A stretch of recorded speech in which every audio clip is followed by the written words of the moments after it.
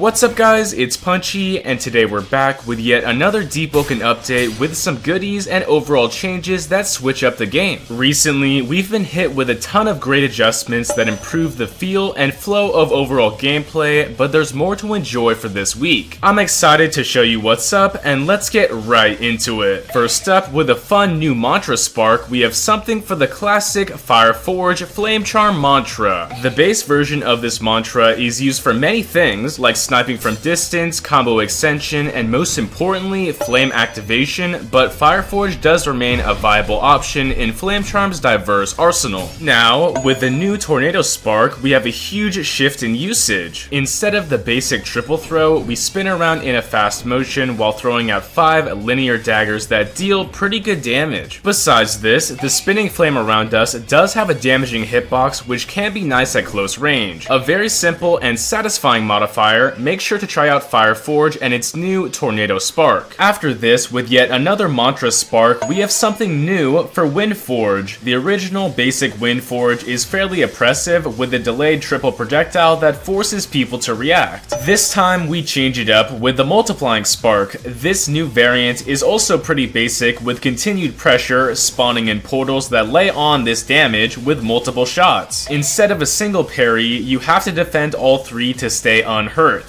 In this update, we've also received something crazy, a really interesting new combat relic that has an upside and a downside. This relic is named the Warmaster's Medallion with a nice new talent. Apparently, your critical cooldown is cut while this is active, while also increasing the cooldown of your bell. So seriously, if you want to spam your crit, this is the relic for you. With yet another combat relic, we also have the new Tiran Pendant. This relic looks pretty sweet, I'm not gonna lie, and I think its usage will be very good during ganks. So the talent straight up negates fall damage going on cooldown after a certain period is reached, and it should be pretty fast to regen this. I don't know what else to say, but no fall damage is kinda crazy. Alongside this update, we have some new drip, specifically gloves that we can wear. With the new leather gloves, this is a new option that seriously looks clean, and I guess good for any martial artist builds. I wouldn't try wearing them alongside fist weapons since they clip, but the leather gloves do look clean on certain outfits. Besides the leather gloves, another option has also dropped called the Moon's Eye Gauntlets. So this is a larger, darker option with buckles and stuff. Again, really awesome additions this week when it comes to customization. Following this, with some insane visual updates that make the game playable, I'll be honest, we have a massive change to the Shrine of Chance and how we view all of our talents. Previously, with this shrine, if you wanted to exchange cards, you'd only see the name of each talent with basically nothing else, which was terrible if you didn't know what was what. If you didn't have that game knowledge down about your talent description, you were stuck guessing or constantly swapping to a fireplace to view them. But anyway, that's no longer an issue. With the great new changes to the Shrine of Chance, we can view our entire talent list with a full-on talent display equipped with each card's description, talent tree, and innate stats. Also, it makes a cool noise when you click each card, and that's good enough for me. So this is huge for build makers and players trying to learn the game, and it should be present in any setting where you need to view cards. Another well-received change was the update to banks, allowing for stackable relics. So previously, relics and a few other items took up 1 spot each in your bank, which sucks if you didn't have that room. Now, in the current update, they'll stack just like anything else with a maximum storage space of 25 each, so I'm happy they did this, effectively granting us more room for valuable loot. Alongside the great updates to gameplay, Voidwalkers have received a major improvement in their overall progression. As of right now, Voidwalkers get less XP from monster events with a primary focus on PvP and claiming bounties. Now, in this update, Attribute EXP or any stat XP has been doubled when completing a Voidwalker bounty or if you defeat a Voidwalker that's hunting you. Regardless of who you are in this situation,